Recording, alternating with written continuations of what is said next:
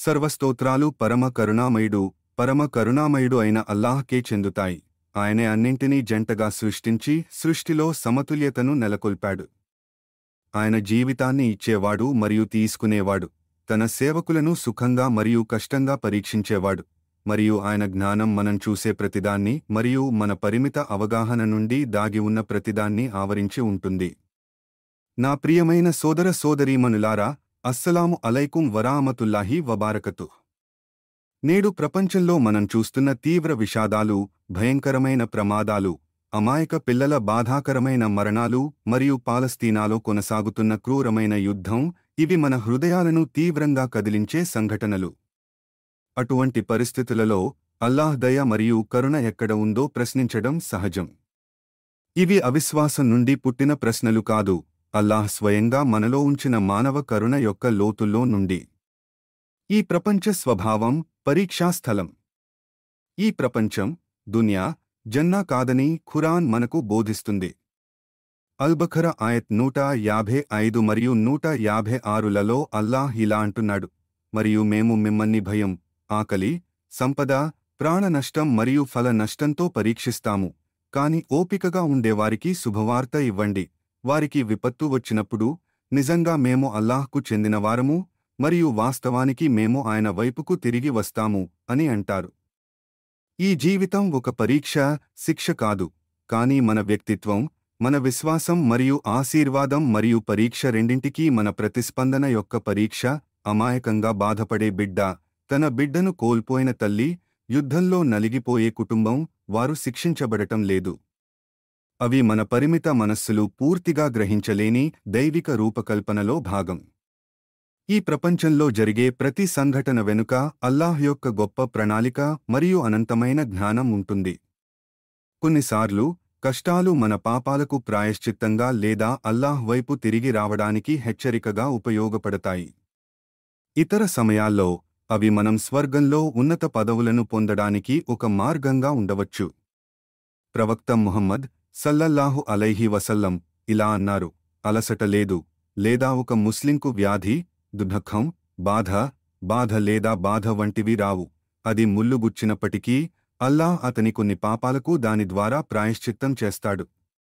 ఇంకా అల్లాహ్ ఖురాన్లో సూరా అలంకాబుత్ ఆయత్ 2లో ఇలా అంటాడు, ప్రజలు మేము విశ్వసించాము అని చెప్పడం వల్ల వారు ఒంటరిగా వదిలివేయబడతారని మరియు పరీక్షించబడరని అనుకుంటున్నారా?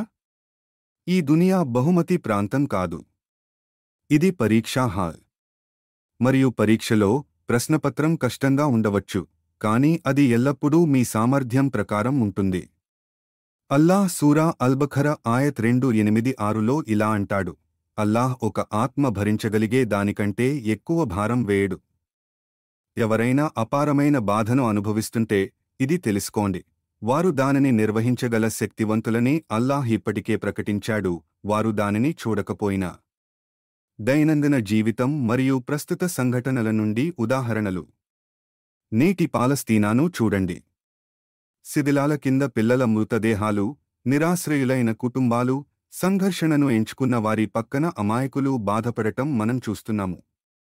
మన హృదయాలు విరిగిపోతాయి మరియు అది సరైనదే, ఎందుకంటే ఇతరులు బాధపడినప్పుడు బాధను అనుభవించే హృదయాలను అల్లాహ్ మనకు ఇచ్చాడు. ఈ కరుణ న్యాయం పట్ల మన ఫిత్రా, సహజ స్వభావం కి సంకేతం. కానీ పరిగణించండి, బాధను కలిగించే వారు ఎంపికలు చేసుకుంటారు.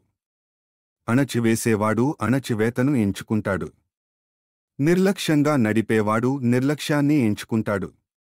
అల్లాహ్ మానవులకు స్వేచ్ఛా సంకల్పం ఇచ్చాడు మరియు దానితో గొప్ప మంచి మరియు భయంకరమైన చెడు రెండూ వచ్చే అవకాశం వస్తుంది.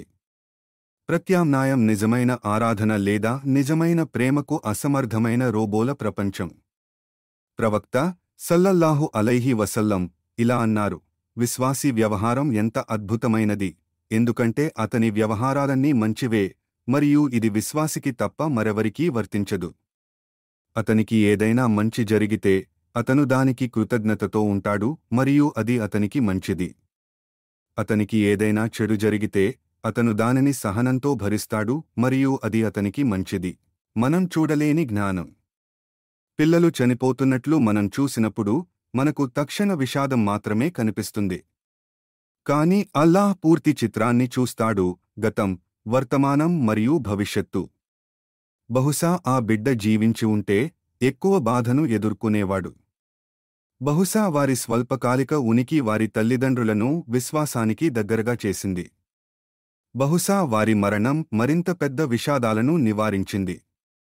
ఖురాన్ సూరా అల్బఖరా ఆయత్ 2:1-6లో మనకు ఇలా చెబుతోంది, కాని బహుశా మీరు ఒక విషయాన్ని ద్వేషిస్తే అది మీకు మంచిది కావచ్చు, మరియు బహుశా మీరు ఒక విషయాన్ని ఇష్టపడితే అది మీకు చెడ్డది కావచ్చు. మరియు మీకు తెలియకపోయినా అల్లాహ్కు తెలుసు. ఇది మన దుఃఖాన్ని తగ్గించదు లేదా బాధను తక్కువ వాస్తవికంగా చేయదు. మన దృక్పథం పరిమితం అని అర్థం చేసుకోవడానికి ఇది ఒక చట్రాన్ని అందిస్తుంది. చనిపోయే పిల్లల సంగతేంటి? ఒక అమాయక బిడ్డ చనిపోయినప్పుడు మన హృదయాలు ముక్కలైపోతాయి. కానీ ఇది తెలుసుకోండి, ఇస్లాంలో ఆ బిడ్డ దారి తప్పిపోదు. ఆ బిడ్డ జన్నాలో ఉంది. ప్రవక్త సల్లల్లాహు అలైహి వసల్లం ఇలా అన్నారు, గర్భస్రావం చెందిన పిల్లవాడు తన తల్లి మరియు తండ్రిని ఓపికగా ఉంటే తన బొడ్డు తాడుతో స్వర్గంలోకి లాగుతాడు. మరొక హదీసు, తీర్పుదినాన చిన్న వయస్సులోనే మరణించిన పిల్లలు జన్నా ద్వారాల వద్ద నిలబడి వారి తల్లిదండ్రులు వారితో చేరే వరకు ప్రవేశించడానికి నిరాకరిస్తారు. కాబట్టి మీరు ఏడ్చే ఆ శిశువు చీకటిలో ఉండదు, వారు అల్లాహ్తో, వెలుగులో మీకోసం ఎదురు చూస్తున్నారు. అల్లాహ్ ఇప్పుడు అణచివేతదారులను ఎందుకు శిక్షించడు? అల్లాహ్ అణచివేతదారులను రాజభవనాలలో నివసిస్తూ అమాయకులను చంపుతున్నట్లు మనం చూస్తున్నాము. అల్లాహ్ ఎందుకు మౌనంగా ఉన్నాడు? అల్లాహ్ మౌనంగా లేడు. ఖురాన్లో సూరా ఇబ్రహీం ఆయత్ 42లో అల్లాహ్ ఇలా అంటున్నాడు, దుర్మార్గులు ఏమి చేస్తారో అల్లాహ్కు తెలియదని అనుకోకండి. కళ్ళు భయానకంగా చూసే రోజు కోసం మాత్రమే వారిని ఆలస్యం చేస్తాడు. న్యాయం ఆలస్యమైతే న్యాయం తిరస్కరించబడదు. తీర్పు దినం ఒక పురాణం కాదు, ఇది అంతిమ న్యాయస్థానం. మరియు ఏ నిరంకుశుడు తప్పించుకోలేడు. మరియు అల్లాహ్ సూరా అల్జాతియా ఆయత్ 21లో ఇలా అంటున్నాడు, లేదా చెడు పనులు చేసేవారు వారిని విశ్వసించి సత్కార్యాలు చేసే వారిలాగా చేస్తామని, వారి జీవితం మరియు మరణం సమానంగా ఉంటుందని మేము భావిస్తున్నారా? వారు నిర్ణయించేది చెడ్డది. బాధ అంటే నువ్వు శపించబడ్డావని కాదు, అంటే నువ్వు ఎన్నుకోబడ్డావని అర్థం. చరిత్రలో ఎవరు ఎక్కువగా బాధపడ్డారు? ప్రవక్తలు. ప్రవక్త ముహమ్మద్ సల్లల్లాహు అలైహి వసల్లం తన తల్లిదండ్రులను, భార్యను, పిల్లలను కోల్పోయారు. ఆకలిని, దుర్వినియోగాన్ని, యుద్ధాలను ఎదుర్కొన్నారు. అయినప్పటికీ అల్లాహ్ అతన్ని ఎక్కువగా ప్రేమించాడు. తిర్మిది నుండి వచ్చిన హదీసులో అల్లాహ్ ఒక సేవకుడిని ప్రేమించినప్పుడు అతన్ని పరీక్షిస్తాడు. మరియు ప్రవక్త సల్లల్లాహు అలైహి వసల్లం ఇలా అన్నారు, అత్యంత తీవ్రంగా పరీక్షించబడిన వ్యక్తులు ప్రవక్తలు, తరువాత నీతిమంతులు, తరువాత వారిని పోలి ఉండేవారు. కాబట్టి మీరు పరీక్షించబడితే మీరు మరచిపోబడరు. మీరు ప్రేమించబడ్డారు. విశ్వాసం అంటే నువ్వు ఎప్పుడూ ప్రశ్నలు అడగకూడదని కాదు. ప్రవక్త సల్లల్లాహు అలైహి వసల్లం కూడా ఏడ్చాడు. మరియం అలిహిసలాం కూడా సూరా మరియం ఆయత్ 23లో ఇలా అరిచాడు, ఓహ్, నేను దీనికి ముందే చనిపోయి ఉపేక్షలో ఉంటే బాగుండు. కాని వారి ఏడుపు అంటే వారు విశ్వాసం కోల్పోయారని కాదు, అంటే వారు మానవులని అర్థం. అల్లాహ్ మనల్ని బాధించవద్దని అడగడు, నిరాశ చెందవద్దని అడుగుతాడు. బాధలకు మన ప్రతిస్పందన. విశ్వాసులుగా బాధలకు మన ప్రతిస్పందన 3 విధాలుగా ఉండాలి. 1. సబ్ర్, సహనం, నిష్క్రియాత్మక అంగీకారం కాదు, కాని న్యాయం కోసం పనిచేస్తున్నప్పుడు చురుకైన ఓర్పు. 2. దుఆ, ప్రార్థన, ఉపశమనం మరియు మార్గదర్శకత్వం కోసం అల్లాహ్ను పిలవడం. 3. చర్య, సాధ్యమైన చోట బాధలను నివారించడానికి కృషి చేయడం, బాధపడేవారికి సహాయం చేయడం మరియు అన్యాయాన్ని ఎదుర్కోవడం. పాలస్తీనాలో బాధలను చూసినప్పుడు మనం ప్రార్థిస్తాము, దానం చేస్తాము, అవగాహన పెంచుతాము, న్యాయం కోసం పనిచేస్తాము. ప్రవక్త సల్లల్లాహు అలైహి వసల్లం ఇలా అన్నారు, విశ్వాసులు వారి పరస్పర దయ, కరుణ మరియు సానుభూతిలో ఒకే శరీరం. ఒక అవయవం బాధపడినప్పుడు మొత్తం శరీరం దానికి మేల్కొని మరియు జ్వరంతో స్పందిస్తుంది. నొప్పి నుండి ఉద్దేశ్యం వరకు. మీరు ఇప్పుడు జ్ఞానాన్ని అర్థం చేసుకోకపోవచ్చు. కానీ ఒక పిల్లవాడు ఇంజెక్షన్ వద్ద ఏడుస్తున్నట్లుగా పూర్తి చిత్రాన్ని చూడకుండా విధిని చూసి ఏడుస్తాము. ఖురాన్ ఒక అద్భుత కథా పుస్తకం కాదు, ఇది చీకటిలో తప్పిపోయిన వారికి వెలుగు. మీరు ఎంత ఎక్కువగా చదివితే అంత ఎక్కువగా ప్రశాంతత పొందుతారు. కాబట్టి నేను మిమ్మల్ని ఆహ్వానిస్తున్నాను. బాధ కారణంగా అల్లాహ్ నుండి పారిపోకండి.